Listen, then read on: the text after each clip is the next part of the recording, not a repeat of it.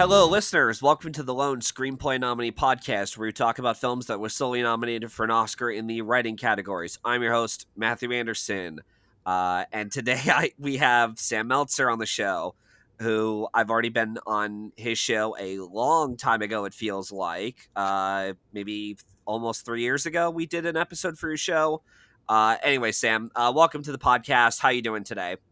I'm doing great. Thank you so much for having me. Yeah, the little podcast I'm referring to, of course, is correct me if I'm saying that if I'm wrong. It's a non-existent podcast. I have discontinued that podcast, but Okay. it's irrelevant. I talked about movies that didn't win any Oscars that were nominated for Best Picture, but I am soon going to start a new podcast, not about the Oscars, about my taste in cinema, and it's going to be called Metrosexual Movie Madness, where I just give my brutally honest opinions. So I'm excited to do that. It's going to be a much more low stakes thing. I'm going to have people suggest me topics, people tell me a director or a movie or whatnot that they want me to get into. A much more freeing approach to this, and I'm much more in control. So that's where I'm at in that realm. Yeah, just make sure you don't get the mob to go after you for something like Deadpool and Wolverine or Joker Folie Do. I will not be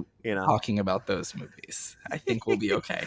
Yeah, because I think it's already shitty enough that some people are getting death threats over opinions, especially over something like Deadpool Wolverine. It's like, guys, it's just a movie, okay? Like, it's just someone's opinion on this. You know, you don't need to make like a death threat, especially towards female critics, to be like,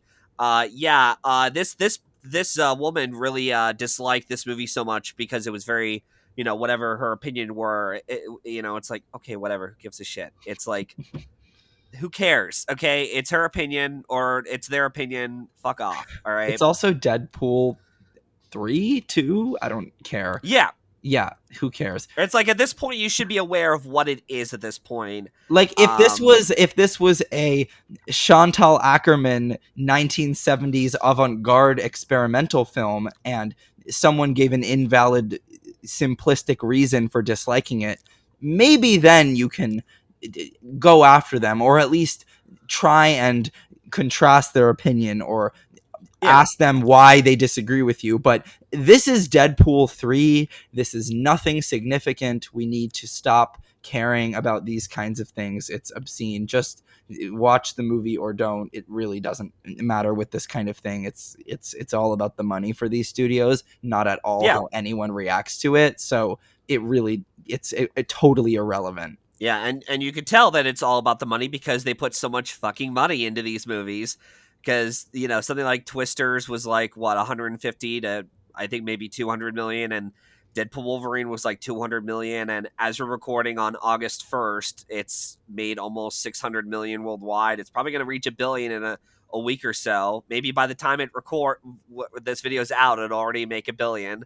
But that's how the film world is. It's like, we want more of this shit and less something that is trying to do something different, or I don't know, just do something that isn't I don't know. It just seems like nowadays we're in a world where it's like the only way a movie succeeds if you're a big budget studio tentpole like Deadpool, Wolverine, and Twisters, or if you're such a low bottom of the barrel kind of moneymaker like Sing Sing, which is a very small budget film, and a movie like that could make like a couple $1 million and be considered a minor success. It's still a success, but it's minor. And anything in between, it's like, we don't really give a shit. Yeah, I think the mid-budget movie has sort of died. Yeah. Even PTA has gone on to do another indie filmmaker. He's gone on to, I think, like his next movie is like $100 million for the budget. And it's like, okay. I guess he's sort of given up as like, yeah, I tried doing a mid-budget movie with Licorice Pizza, and now it's like, okay, you're either getting a high budget, you're getting a low budget. Which is it? You're not getting a mid-budget. So, anyways, enough of that rant. So going back to you, Sam. Before we bitch and complain about a certain movie. No, I'm kidding. No, before we talk about this movie that you've chosen for the episode, I have some questions to ask would you explain? Would you care to explain to our audience what exactly it is you do for a living, or what exactly it is you're studying for? Because you said you were a college student, if I'm correct in Yeah, saying. so I'm going to Boston for college. I'm going to be a film student. So yeah, I study cinema. I love taking classes about film that are like liberal arts, like English humanities classes, but film being the topic. I don't know if I'd ever want to be a director. That's just not that I'm not creative or artistic enough to be a director. That just seems painstaking. I don't have that in me, but I would love to, you know, be a film professor or even a producer because that requires a different skill set. But you know, that's aspirational. But yeah, no, I'm a film student. I love studying film. I'm obsessed with film. I mean, why else would I be here? Um, yeah, so that's what I do. I'm not quite old enough to be asked, "What do you do for a living?" Because I'm a college student. But yeah, Yeah, that's the answer. yeah. Yeah, no, I get you. That's fine. Yeah, I mean, I've already said before that while my time at Stevenson, I just didn't get a job or anything because that's all I did was just be a film student. Uh, sorry. You're good. Yeah, I'm feeling a bit under the weather, folks. Get So it out. Don't just bear don't with me. hold in the cough. It'll make it worse. No, I know, I know. I have a cough drop in my mouth right now. So yeah. And it's always tough to ask someone what their favorite film is. I might as well ask, what's your favorite genre of film that you like to watch? That's a harder question, honestly, for me. Like, I feel like genre is so like I like films of every genre. It just has to be really good. Like a lot of people look at my favorite movies. A lot of my favorite movies are experimental or a little more avant-garde. Like Jean Dielman is my favorite film. Like I think it's amazing. I also love Koyaanisqatsi, which is an experimental documentary, and people see that and go, "You're so pretentious. You don't like anything." But then like, oh wow, Titanic is my third favorite movie. So it's like you can shut up. Maybe I do like mainstream films. It just has to be good. So yeah, I like a lot of different kinds of movies. Like in terms of mainstream, I love Titanic and Gone with the Wind and Avatar and Revenge of the Sith. Like it has to be operatic or very high art in a blockbuster. It has to have a very clear vision behind it. It has to be very singular and symphonic for me to like it. I don't like more middling, any middle ground. It has to be really big like that. But I also love, as I said, my Koyaanisqatsis, my Jean Dielmans, my Daisies, my Persona, News from Home, all of those smaller art house experimental driven films from auteurs from the 60s and 70s. So yeah, I mean, I'd say those are the most prominent kinds of films that I love. But yeah, any film that is very singular and holistic, films that explore a big idea in a very comprehensive way are my favorites of all time. Yeah, it's nice to as I keep saying this before over and over again. It's always refreshing to have guests to come on that isn't afraid to go for the more obscure stuff. Like Jean Dillman, you said was one of your favorites of all time. Yeah, it Um, is. but and I can see why it doesn't sound like a movie that I would personally appreciate, but I've been surprised by even the art house films that I've seen, and I'm like, wow, I actually was surprised I liked From Cleo 5 to 7, Another which is one a of my movie that, top movies of all time. yeah, that's a movie that I did not expect at all that I would enjoy, especially in the first like 10-20 minutes of the film. But by the end, I was like, it won me over. By the end, I was like, I enjoyed this enough to where I'll give it an 8 out of 10 for Yeah, now. it's Although amazing. I'm curious to see how it is for a rewatch for me because I haven't seen it in years. Yeah. No, it's Um, better on rewatch for sure. Like knowing the okay, structure, knowing the type of movie that it is, that it doesn't care about plot and it doesn't care about characterization to push a plot. Like going into the film knowing that, especially, like you get to see, like you really get to internalize like how Varda uses the camera and how she uses editing, and it's Agnes Varda, yeah. amazing, amazing film. Yeah, no, really good shout there. That's like another one of my all-time favorite movies. I can't believe I didn't say that there, but yeah, no, people can see the kinds of films that I like. I like very grand, holistic films. In general, I don't know if that makes sense. That's probably a little unclear, but I suppose it makes sense to me, and that's what matters.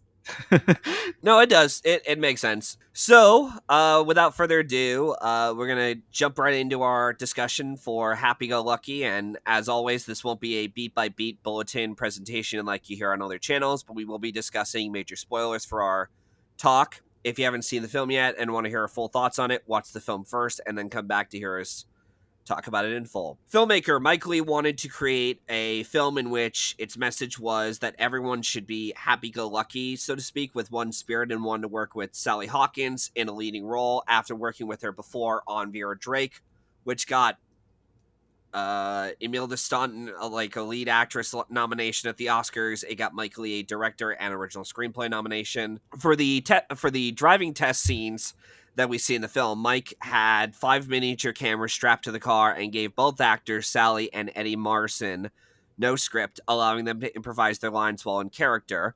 What's also interesting is that while prepping for the role, Eddie assumed that he was going to make a heavy drama as his character was a more troubled individual and only worked one-on-one with the director. It took him until the day he finally started shooting with Sally that he was making a comedy. And which, yeah, it's we'll talk more about that character in a few minutes. But so yeah, that's all I could find in terms of like the production notes on the film itself. There's probably plenty more that I may have missed, but those were the ones I could find within the interviews I found with Mike Leigh and Sally Hawkins talking about the film. The film itself, Happy Go Lucky, premiered at the Berlin International Film Festival in 2008 and even screened at Telluride, TIFF, and New York Film Fest. And in terms of the awards recognition, Happy Go Lucky was nominated from various film critic groups such as the LA Film Critics Association, New York Film Critics Circle, and Chicago Film Critics Association. The film did win a Golden Globe for lead actress comedy musical for Sally Hawkins and was nominated for Best Film Comedy Musical, but lost to Vicky Cristina Barcelona for the Best Film prize, that is. And while Hawkins' Golden Globe win wouldn't translate to an Oscar nomination, she did get nominated for her first nomination at the Academy Awards for Blue Jasmine. And then she got her second nomination for The Shape of Water, which won Best Picture. And as of this recording, Mike Leigh got his 6th Oscar nomination and was the last time he went to the Academy Awards ceremony as a nominee. He didn't even bother showing up for whatever reason for the 7th Oscar nod he had for another year. Although then again, that was a year where it's like, I think he knew at this point, it's like, yeah, I have no shot. Why would I want to go? I'm like the only film, like outside of Black Swan, every other fucking film nominated for Best Picture had a screenplay nod. And I'm going up against like Inception, The Kids Are All Right, The King's Speech, and there was another film, The Fighter. It's like, yeah, there's no way I'm going to win that year. So it's like, yeah. And it had been since, like, I think Designing Woman that had been the last lone screenplay nominee to win an Oscar, period, which is very interesting. And I can't wait to talk about that movie down the road. But anyways, so as far as what the log line or plot is for this, a 30-year-old school teacher, Poppy Cross, lives a cheerful, colorful life whose optimism tends to exasperate those around her. So, we got that out of the way with very minimal or, no coughing, depending on how this was edited. So, I want to ask Sam, why was it, out of all the films that I gave you, was this the one that stood out to you as like, I want to review a Mike Leigh film? Yeah, so well, first of all, this movie is amazing. Like, it's probably my favorite film of 2008 if I'm remembering correctly. I don't know what else came out that year that would be it's my favorite film of 2008. So I think it's really good. I love Sally Hawkins in general, but this is her best performance, I would say. And Mike Leigh, like, you mentioned the car sequences, how they didn't have a script, and how, Sally Hawkins and whatever that actor's name is, I'm sorry, he was amazing, I should know this. Eddie Marsan. Eddie Marsan, yes. Whatever. So he would position the camera in the car, and they would just go about it based on what the director said the scene was about. And the rest of the scenes weren't like this, but for Vera Drake, I believe, and Secrets and Lies, they were. The entire film, Secrets and Lies, is unscripted in a way. Like Mike Leigh would tell the actors what the scene was about, but there was no script. So this approach to filmmaking is really raw and naturalistic, where he is not concerned with trying to outline how the people are talking. He just wants the actors to interpret it as themselves in the most authentic way possible. And that's why I think his films have such strong performances, because the characters are so believable and honest. And you don't get any sappy saccharine moments. Obviously, plot points lead to one another in some ways. They're not experimental or unstructured, but there is this sense of real authenticity, especially amongst the character of Poppy. And I really like Happy Go Lucky because I'll get into this later. This is a long tangent that I'll get into in a minute, and I don't want to go on about this now after already talking so much. But Poppy is a rare mainstream film character who is the epitome of self-actualization. And self-actualization is a philosophy that I am very drawn to in cinema. My favorite characters of all time are ones who have fully self-actualized, and films that highlight mere self-realization or esteem, I'm not as drawn to. I want the full-fledged sense of self-actualization, and Poppy absolutely has that going for her, but I'll get into that in a bit. I think really the reason why I picked this is because it's my favorite film of 2008. I mean, it definitely deserved a Best Actress nomination for Sally Hawkins. It's ridiculous that she didn't get nominated. I mean, not even her home turf, the BAFTAs, nominated her, which is so evil. We'll talk about that later. Yeah, I mean, yeah, we'll talk about that wrong. later after we do the whole discussion of what the hell happened there. You'd asked me off air. And first off, you had seen other Mike Leigh films as well. Vera Drake, Secret and Lies. Yeah. Have you seen the other lone screenplay nominee he had another year? Yeah, and I've also seen Naked, which is a film with David Thewlis, and I've seen what else has he done? Maybe that's Mike it. Leigh. Let me see. I haven't seen Mr. Turner, which I want to. Topsy Turvy he did. No, I've only seen the 5. But he's got Peter Liu. I do want to see Topsy Turvy. That's like the one I want to see the most. It looks really fun. But yeah, no, it's the only film of his so far to get an Oscar win of some kind. Oh yeah, that's true. Because he got it for makeup and costumes. But he doesn't make Oscar bait. I think he doesn't. No, he doesn't. He doesn't care about that. Or at least he doesn't make enough. He does. That's just not his priority. Like the reason why his films get director and screenplay nominations is because they're really good and acclaimed. And he has the fan base for it. It just he doesn't have enough resources like to a campaign. General vibe from the audience to be like, from the voters to be like, ooh, let's give him. No, it's because he doesn't have the money and he doesn't care to campaign with the financial distributions that bigger studios care to. But yeah. But yeah, that's true. Yeah. So I'd already reviewed Another Year with Juan Carlos Ollano last year now, so almost a year ago. We talked about it in depth. I don't remember my exact thoughts on it, but I remember thinking it was a good movie. I enjoyed it. I thought it was well constructed at least from the actors. I thought all the performances were quite good, especially from Leslie Manville, who I think should have gotten nominated for something for that performance. And I'll get to something that I think is I'll tie that back around into this film in just a second. But so this was my second Mike Leigh film I'd seen. He's an interesting filmmaker. I'll say that right off the top. Mike Leigh, and I think he is someone that I joked obviously earlier about, I'm gonna bitch and complain about the film we're gonna talk about, and I was joking partially because I actually don't think this is a bad movie at all, and I want to preference that, but I don't think this is in my opinion, I don't really see this as a great movie either, and I think it's a decent film that has some it's definitely got some good performances in there, but I didn't really feel as connected with the story, just because I'm okay with the film being very loosey-goosey with its plot. Like, it doesn't really have much of a plot there. It's more of like a day-by-day scenario, which I'm okay with, but I need more from the characters for me to get more invested in. Like Poppy is like I see your point of what you're saying in terms of like a self actualized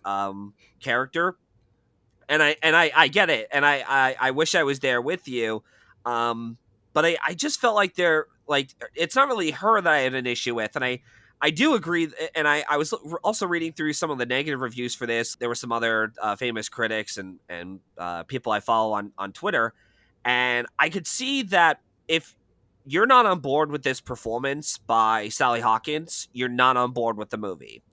And Yeah, if you really like it, do you know what I mean with that? Like, because if you're, yeah, it's very much like with Leslie Mandel in Another Year.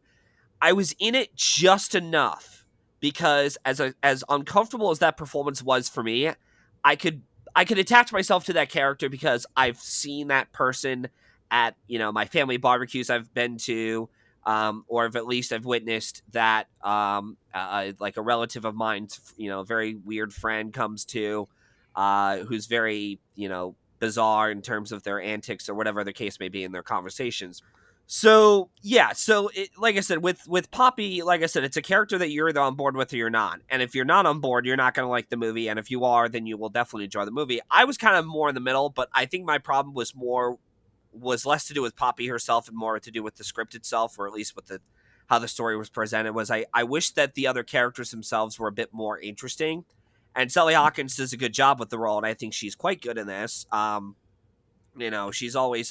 She's been able to play that sweet, cheerful, colorful character who, despite having such a cheerful personality, she's very focused with her students, which there's no way in hell I'd be able to teach to like a bunch of little kids, especially when there's a situation that happens in the film in which a student talks about how yeah, her mother's abused by her boyfriend, I believe. um, and there's other elements too. And in fact, I think the best moment of the whole movie for me was the outburst that Eddie Marston has with her at the end of the film. I think that's easily the best scene of the whole movie because it's like, now we have something here, and now we actually have something that's interesting and complex enough for me to get on board with. In terms of like what it's presenting and what its idea is, and that Eddie Marston, he was always happy. It's just he never showed it as much. Is the difference? And he was only happy because he was able to be with someone like Sally Hawkins, who was very cheerful and perky and such. But he kind of read the room a bit wrong in that uh, he thought that she was coming on to her, then rather than that's how she always is in general. And that's something that I think Mike Leigh is commentating on, about how we shouldn't always read we sort of have to second guess ourselves and be like, yeah, maybe they're not really doing it that way. Maybe that's just how their personality is all the time. And it's not, they're flirting with me or whatever the case may be. And it's like, you know what I mean? yeah. I I'm not sure you went into this film with the right expectation. Like, Mike Yeah. Leigh's movies are not about plot. He does not care. I'm sorry. I hope this doesn't come across as rude, but No, you're I good. very You're no good. no I very much dread people who criticize plot as their main argument for disliking or critiquing a film, because film is not about plot. It is about thematic purpose and feeling and scale to me. And there are a lot of movies of mine that are my favorites of all time. I could not tell you a plot point. I could not even tell you how some of them end. I am not concerned with that at all. I genuinely couldn't care less unless it is nonsensical or the characterization is nonsensical. I am not going to care about the plot. That is just irrelevant to me as a whole. And I think that is I think that the 3-act structure narrative that Hollywood produces like can be effective when it's capitalized on, but in general, I am not going to regard that as something that I prioritize when looking at a film. And to me, this film would not work if it wasn't about Poppy's day-to-day life. The whole thesis of it is seeing how an individual who is, self-actualized but so rooted in optimism, that is what she actualizes. How she cares so deeply about positivity. She doesn't want to look at the world negatively. And it's not about ignoring harsh realities. She confronts the harsh realities with optimism, and it almost Yeah. always comes out successfully because of her Hmm. confidence and her actualization. And this film works to me because those issues arise. For example, the one in the classroom and the one in the driving lessons, those issues arise in normal real life naturally, not Yeah. from one event leading to the next. They don't have a chain of causality. And that's why I think this film works, because it's very much an exploration of how this woman, who is rooted in optimism all the fucking time, even when it bothers everyone around her, how that mindset, because it is who she actually is why she succeeds in life and is happy. And I really like that. I really connect with that. I think that is a very unique and beautiful thesis to base your film on. And I don't really care that it's not exciting in plot or follows a 3 act structure, because we always are getting so much interesting intellect. We're getting so much interesting characterization. We understand this woman so deeply. She's a very three-dimensional, flawed, imperfect being, but at the end of the day, she is always self-actualizing. And that's why you like her, because she isn't hiding anything about herself. She doesn't have anything to hide. She doesn't view life that way. She doesn't view life as she's almost like, what's the point of living if I can't be myself? And that is so beautiful. And I think that Secrets and Lies is a better film overall. I think it's more comprehensive. I think it's more complex. I think it touches on bigger societal issues. I think it's a more singular work. But this sort of slice of life, lighter, comedic movie that's still a drama in my mind works very well because of those day-to-day character interactions, because of that somewhat looser structural narrative. And I really like it for those reasons. I think that the screenplay in particular is brilliant because of that. It is the reason why we see Poppy so deeply. It is the reason why we care for Poppy so deeply. And that's why it's, a favorite of mine. I don't care that it doesn't have this event leading to the next. I don't care that it, because Sure. this character does this and that.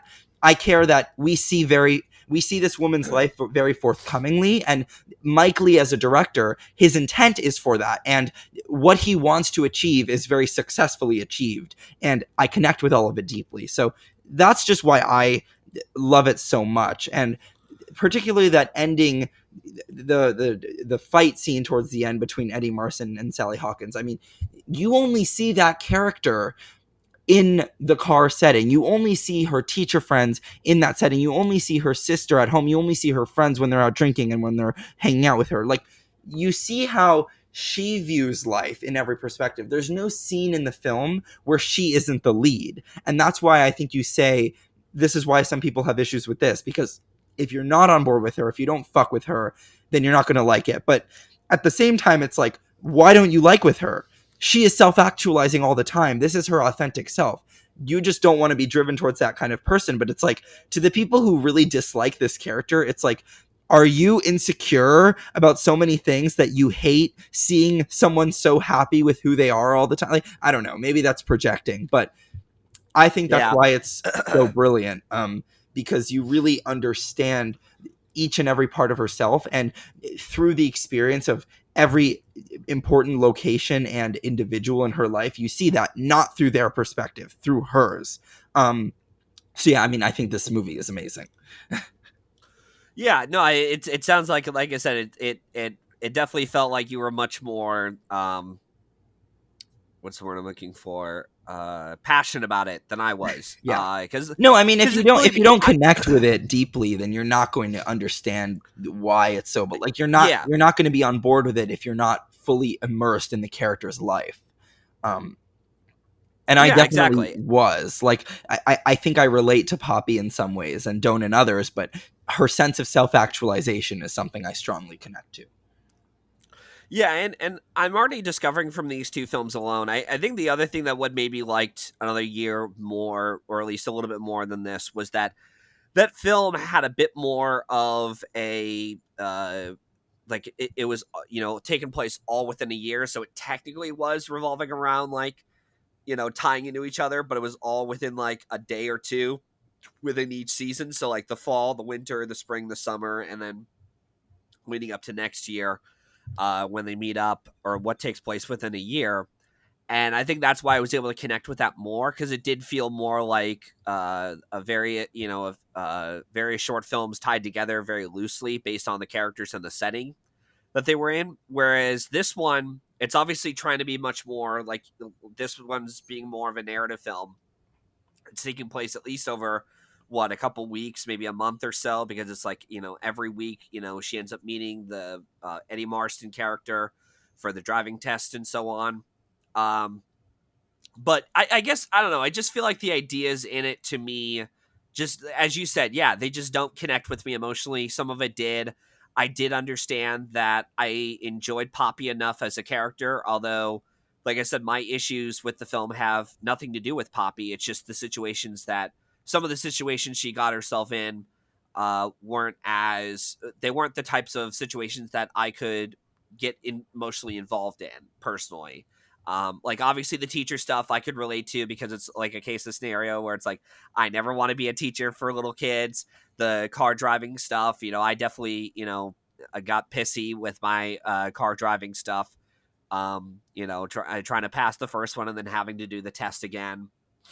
And things like that. So and there were some other things that I did want to bring up in terms of the script, because there were some things in terms of like the screenplay from a lot, like a screenwriting point of view, or at least in terms of dialogue, I thought was pretty good. And that's something that Mike Leigh does pretty well, even if most of it, a handful of the scenes are improvised. Like we already talked about, the driving scenes are all improvised, but at least they kind of knew like what they're like when they're talking about Yeah, he while told them Poppy's what they driving would around. discuss. It was just how they Yeah, went about it. there you go. Yeah, you summarized it perfectly, Sam. Um, and but no, some of the lines I did find pretty funny was the road to reality. Don't want to Yes, be going in there. I literally, that Um, was because that's the opening line. She picks up a book yeah, at a library. It's called The Road to Reality, and she says, "I don't want to be going there." So it yeah, immediately sets up her as a person. Immediately, that's why I think it's so brilliant, because it's like we know everything about her from that and the opening credits that came before it, like where you see her on a bike waving to people, smiling, and just overall very cheery, and then you see that. So you know so much about this woman with just 2 minutes and one line of dialogue. That's pretty impressive. That's good. That's good writing. yeah. There's a couple more lines I want to bring up. Crime and pleasure. And now that sounds good. Sounds like last night. I thought that was pretty funny. Here's to our livers and all those who drown in them. When they're all drinking together with their wines and beers, and I thought that was pretty funny. It was like Sally Hawkins and a bunch of her buddies at a bar in the film. I can't remember how far it was into it. Uh, and then there was another one, Enra. Whenever he talked about the Enra with the eye, when in terms of like 10 and 2, when we in terms of like how you drive, it's supposed to be like 10 and 2, like a clock. That's where you put your hands on for when you're driving and such. And then yeah, no, and there's some things about it. Like I said, I thought it's not, I it sounds like of the episodes I've done recently, it's a little bit of a struggle for me to talk about for me personally, just because I wasn't as emotionally invested with this as you were, Sam. And obviously it sounds like you were much more invested because, one, you've seen more Mike Leigh films than I have.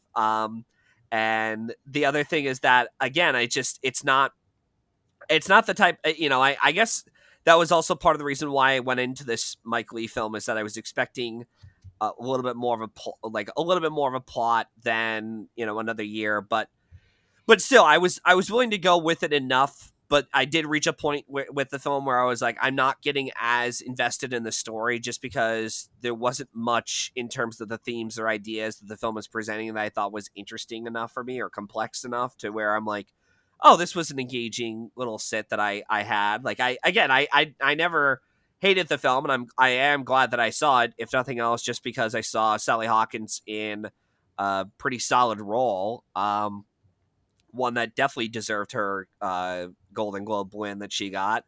And it was nice to see, again, another Mike Leigh film to be like, all right, added that to the pile of filmmaker that I'm invested in seeing more of. I definitely want to see Naked and Topsy Turvy and some of his other stuff that we've already mentioned before.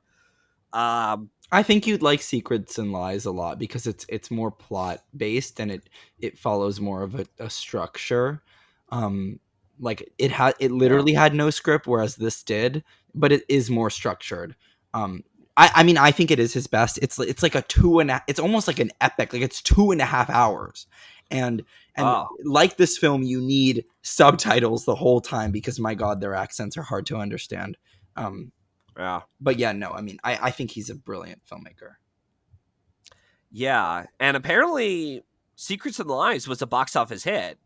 Yeah, it was It very was like, successful at the indie box office. wow. Okay. I mean, Okay. Yeah. No. Brenda Blethyn almost won Best Actress for that. It was really it was a big deal, that movie, in the Yeah. indie scene. Until soon to be 3-time Oscar winner Frances McDormand got it. Uh, for a much popular movie that year. But Yep. anyways, we could argue about that another time. Yeah, no, but as the other some of the other things I did want to say was just something I could relate to, or at least see at a family get together, was when Sally Hawkins and her sister and their buddy, they all go to one of Sally Hawkins, what the other sister that Sally Hawkins is, they went to another sister of Sally Hawkins's house who's pregnant and has her husband there, and they have a PlayStation there, which I find it so funny that the film immediately dated itself when it talked about Nintendo DS and PlayStation 3, I think it was, or some shit. And I'm like, immediately, like, just growing up with someone in my household who's a gamer, or at least had like those Game Informer, magazine books that we always get in the mail.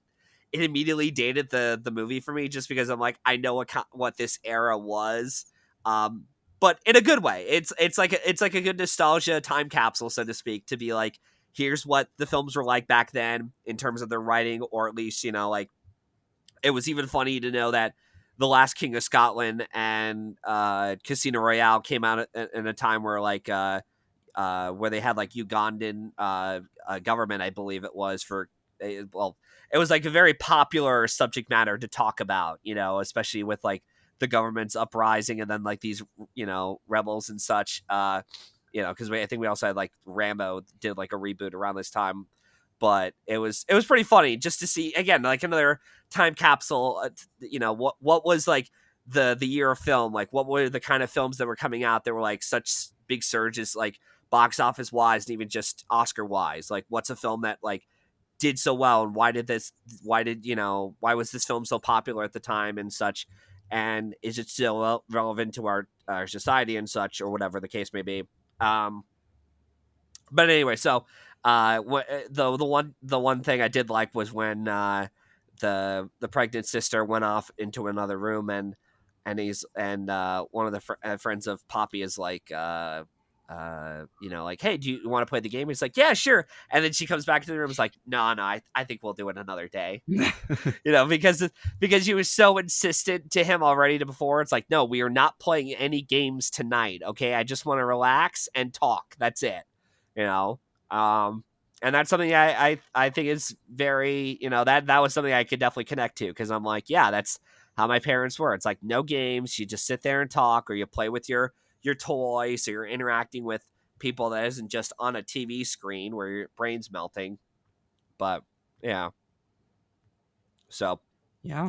yeah. So any other thoughts you wanted to give out for the film? I apologize if this is a bit of a shorter episode than No, most I of my mean, other ones. we've have been talking for 40 minutes, so that's not short, but not really. I mean, I think we can talk about the Academy Awards. That will probably spark more conversation about the film naturally, if you're ready to Yeah. go there.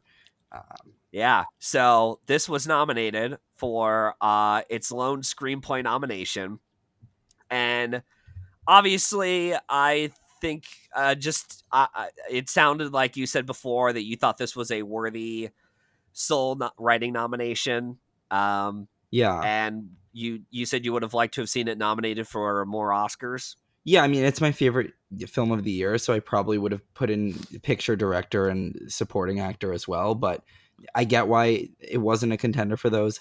Sally Hawkins, though, I mean, it's weird that she. I mean, I guess it was competitive, but like, I look at the Best Actress nominees that year, and I don't think any of them are nearly as good as Sally Hawkins. Like, I mean, who else was nominated? I know Kate Winslet won, which was kind of supporting.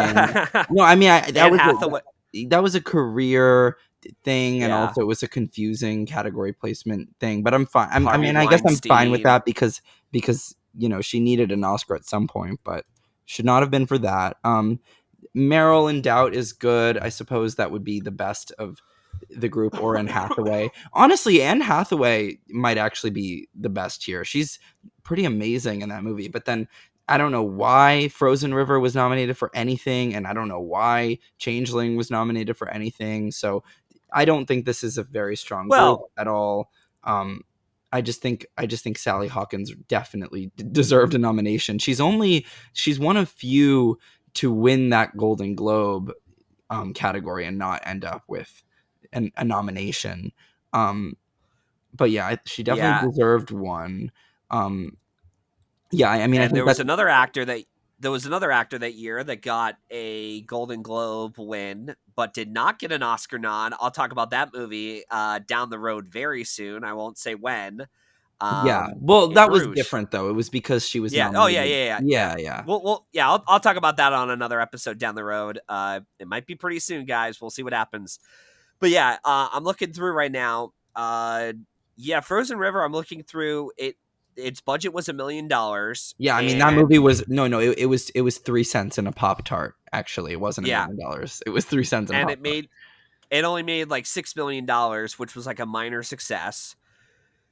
And yeah, I'd assume just because of the festival runs that it went through, whatever it was, like it started off at Sundance, picked up by Sony Pictures Classics, which they're pretty damn good at getting Oscar nominations. So Yeah. that's probably why Frozen River got the nods it So got. she was able to get a Um, SAG and Oscar nomination for that movie.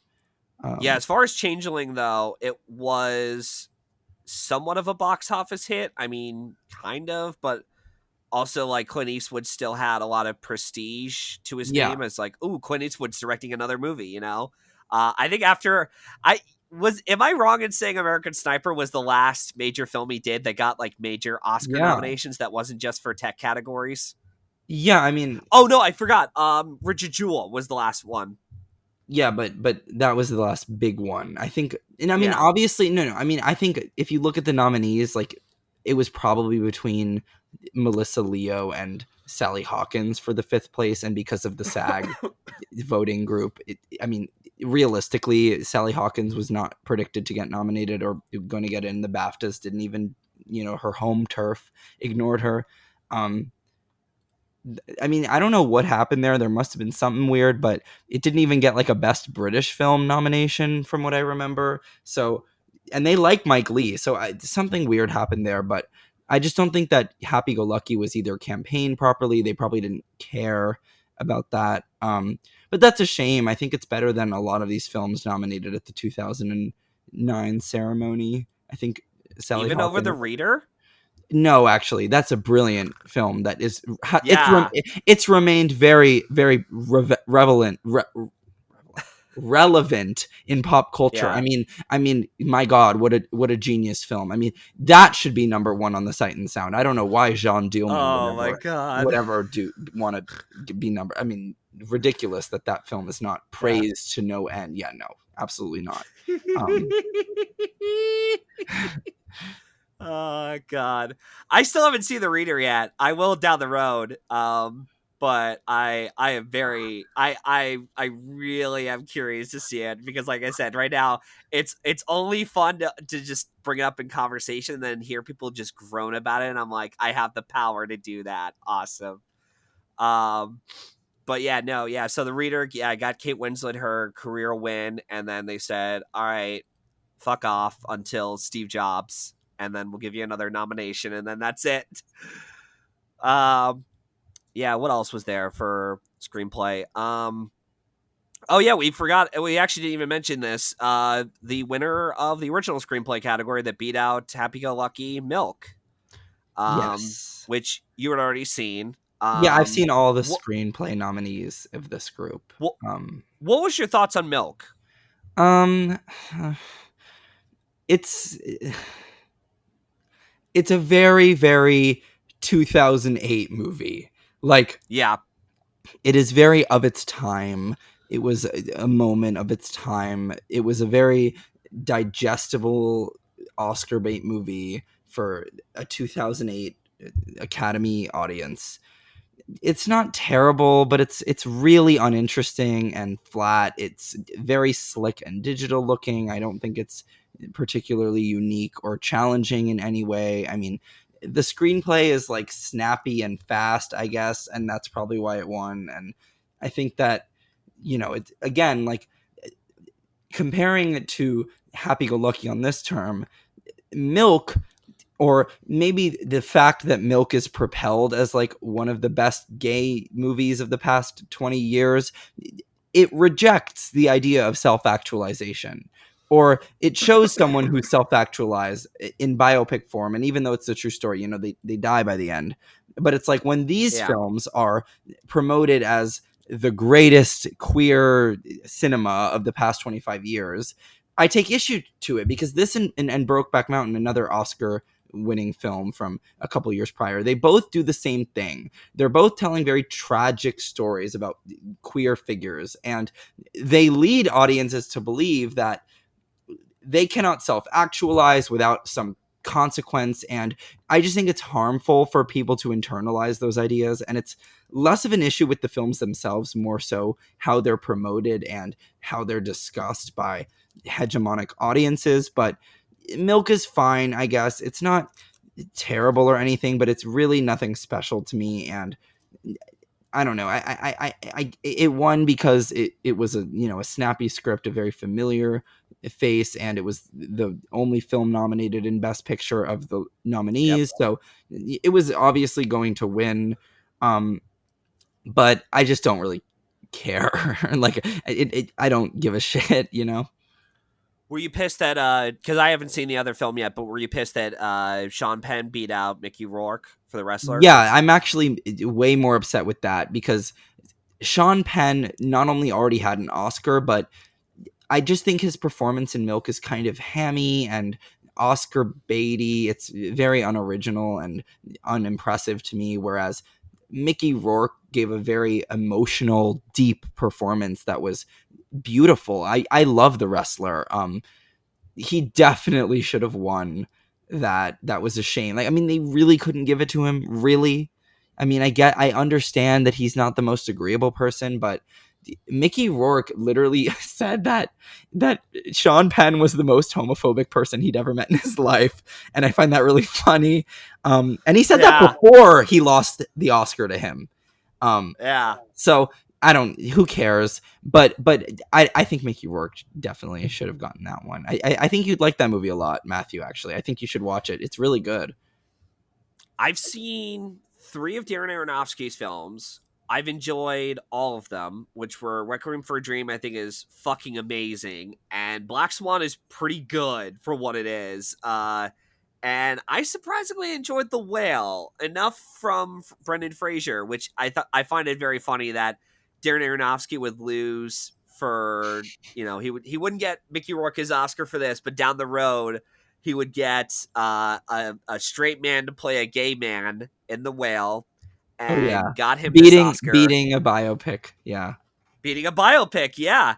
Yeah, as far as my thoughts on Milk, and don't worry, I'll get around to The Wrestler down the road, because I think I did start watching it, but I couldn't finish it just because of the time constraints I had. This was like years ago, though. But I'll try to get down to The Wrestler down the road. Maybe when I do the In Bruges episode, I'll try to do it, because that'll be an interesting discussion to have. But as far as Milk, I find it very funny because, like you said, I could definitely see why at the time it was considered like a provocative, what do you call it, like a groundbreaking movie, so to speak, just because of we hadn't really seen a whole lot of like mainstream LGBT, and correct me if I'm wrong in any of what I'm about to say. We hadn't seen that many mainstream LGBT stories, or at least ones that were pretty popular within the mainstream cinema. And I think what also, if I remember correctly too, this was like somewhat of a comeback role for Gus Van Sant as a director, because he hadn't directed anything that big or that popular since like maybe Good Will Hunting or Elephant, which he had done a couple years before this. And it was like a project that they tried getting off the ground. Like originally they were going to have Robin Williams play the role of Harvey Milk. And yeah, like I thought it was like a well presented film, and I thought the actors did a good enough job. But I found it really weird that for a movie that's about an openly gay politician, is written and directed by two gay men, and you don't have a single actor who's even considered bisexual in the cast. Like everyone is like, I'm pretty sure everyone in the cast is like mostly straight people playing gay roles. I know Dustin Lance Black made a cameo in one of the films as they were passing by, passing by Harvey's, Photoshop. But still, I just find it very ironic that, again, a story about a gay man is you cast mostly straight actors in your role. Like not one of them is considered like bisexual, and I find that very weird. And it's usually something I just wouldn't even really think about until you look back at the history, especially in that time when we were starting to get a little bit more progressive and being a bit more open with like, yes, let's allow people who are from the LGBT community to come in and have them play these types of characters. And as Josh Parham said on my Beautiful Laundrette episode, one of the things that I didn't even notice about, and I'm starting to notice pretty quickly now that I he's pointed this out, is that yeah, it's like all these stories regarding with the same-sex relationships. There's always got to be a dramatic death that happens at the end of the film, or a dramatic consequence that happens because of these two characters being together.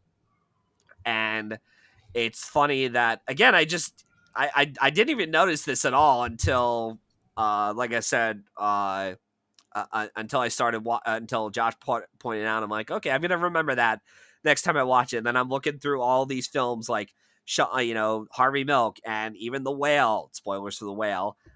They die by the end of the film, and it's like, and even Alonso Duralde even said about how, and this is part of the reason why Sean Penn probably got the Oscar for Harvey Milk, was he's a straight actor. To the Academy, the straight actor playing gay is like, oh my god, that's extraordinary acting. That is groundbreaking and revolutionary. And then they die by the end. Oh, we got to give him the Oscar because we feel so bad for that character.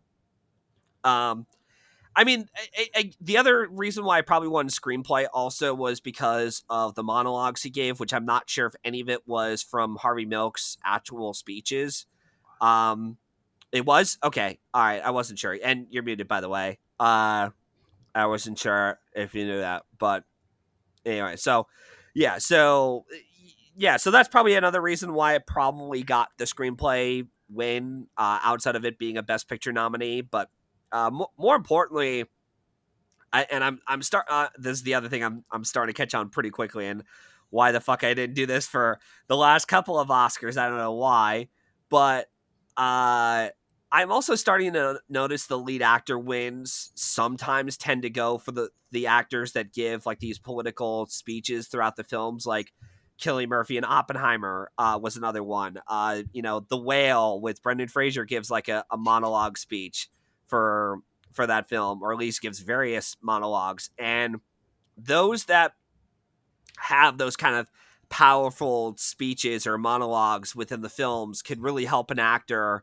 especially if they're in a popular enough film, or if they're in that strong of a film, could propel them to set an Oscar win. And I just think that's probably what was like another one of the many reasons why Sean Penn probably got that Oscar for Milk. I mean, there were other factors to it too. The movie was a lot stronger. It was the only Best Picture nominee that any of the other the other nominees weren't even in contention. I think Wall-E was probably the closest one to getting into that Best Picture lineup, but that was just never going to happen in a year of 5. So yeah, it made sense as to why Milk was the way it was. I haven't seen Wall-E in years though. Speaking of which, we'll see what I happens. rewatched it But recently. It's very good. It is a really good yeah, one. Um, yeah, I'm just not really the biggest Thomas Newman fan out there. But we'll see what happens with if I'm able to rewatch it in time. But yeah, any other categories you would have nominated? well, I mean, Happy Go Lucky. quickly to Yeah, comment on what you said. I don't really give a shit if a gay actor, like, I don't care at all about an actor's sexual orientation. Like, I don't care if gay people wrote it, if they directed it, if they star in it. Like, that doesn't matter to me. Like, yeah, sometimes you can tell whatnot, but like, I don't care to check all those boxes. I think that's reductive, and like, it's not productive in any way. Um, but I do agree with you that this movie definitely caters to a more heterosexual audience. But again, I don't. That's not why I dislike the film. I don't like it because I think it's kind of basic and stagnant and uninteresting, save. and it's not challenging in any way. But I'm not one to care about identity politics and checking the diversity boxes when it comes to Sure. producing a film, winning Oscars. Like, it's just, it's never going to get you anywhere if you look at it from that lens. It's not really useful.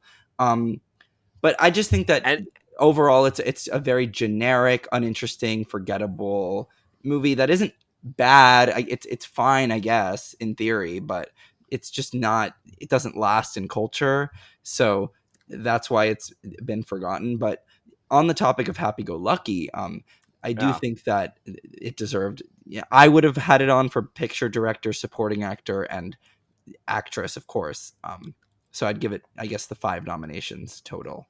Um, but yeah, I mean, I really love it overall. 2008 movies at the Oscars, not good. We don't have a very good lineup here. So it definitely would have made it better for me. But yeah, no, I really like the film overall. I hope more people check it out. It's certainly a gem. Mike Leigh's a great director, and Sally Hawkins is maybe going to win an Oscar someday. She's great, and she seems to be on a good track. So yeah, yeah. I mean, she could, so long as she's able to get a role that's pretty meaty, or one that could have gotten or could give her that opportunity. I am curious though if she would have won for Shape of Water had Frances McDormand not been in contention for Three she would have. Billboards. She would have Okay, probably. yeah. I don't think Margot Um, Robbie would have won. Um, no, because she wasn't in a Best Picture nominee, and Saoirse Ronan's performance isn't big enough. and Meryl Streep wasn't even close too, because she only had No. that and the Best Picture nod. And also, they weren't giving her a 4th, so it would have. I think Yeah, Sally it's was like you're done. second. Yeah, I think she takes it. Um, but Sorry. yeah. Yeah. God, yeah, it's like with Fargo and Three Billboards. It's like, actually, yeah, that's like 2 actors from Mike Leigh films that got screwed over by Frances McDormand. I wonder if anyone from the year that Frances won for a third, if anyone was in a Mike Leigh film.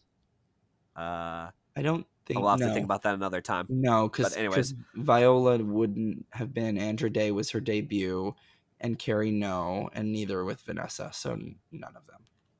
oh, okay, all right. So I guess one of them has to get on to, Get in someone get onto a Mike Leigh film. maybe a cameo in Hard Truths, perhaps. Yeah, yeah. Oh yeah, and Mike Leigh's got another film coming out later this year. Yeah, Yeah, Hard Hard Truths. Truths. Yeah. It'll be released by January of next year, as of this recording, by Bleecker Street. Nice. So, yeah, I don't know if it's going to do much Oscar attention, just because Bleecker Street isn't that big of a distributing studio for the Oscars, but we'll see what happens. So, but yeah, no. As far as like for me, I'm glad that they got the lone screenplay nod. I'm okay with it. It makes sense as a Personally. lone screenplay nod. It does. Yeah, And I would have liked to have seen some more attention for Sally Hawkins in lead actress. I don't know if I would have gone director, because I personally thought the writing was more the achievement than its directing. And as far as picture goes, I was okay with. I mean, yeah, sure, there were better films to pick from 2008, but I'm fine that we got, something like what was it, Slumdog Millionaire or Benjamin Button nominated. And I actually, it's been a year since I've seen it, but I actually remember liking Frost Nixon. Yeah, We'll see oddly, how it I is on think a Frost rewatch. Nixon might be my favorite of the Best Picture nominees, which I know isn't a popular take, but it's a rough lineup. Yeah, They're all about the same to me in quality. Um, but yeah, no, I mean yeah, that's not a very interesting year at the Oscars. I need to go on about it. But watch Happy yeah, Go Lucky. If anyone is listening to me right now, watch the movie. It's an easy watch. yeah, yeah. If you're able to find a copy of it, I would, and if you're interested in seeing it, I mean, we've already spoiled some of the bits of the film, but yeah, no, I would I would be, if you're interested at all and you're still listening through this and you're like, yeah, I'm kind of curious, based on Sam's recommendation, then sure, do it. If nothing else, just to see more of Mike Leigh's films. So that's that. Yeah, so that's pretty much it. That's I don't think there's anything else we need to add for the show. So thank you again for dedicating your time to be here on the show, Sam. Before we sign off, is there anything you'd like to plug in or where our listeners can follow you along? Not really. I mean, you can just look up the name Sam Meltzer on pretty much any social media platform and I'll probably come up, but nothing to promote as of now. Okay. As far as myself, you can follow me and the show through Linktree under at Matthew995, where you can follow along on all my social media platforms, such as Twitter and Letterboxd. On the same site, I've also provided a link for where you could listen to more episodes of the show. And if you're interested in being in the hot seat like Sam has today, let me know, and hopefully we can arrange that happening soon. In the meantime, we hope you enjoyed listening to this episode, and we hope to see you at the movies. Take care, guys.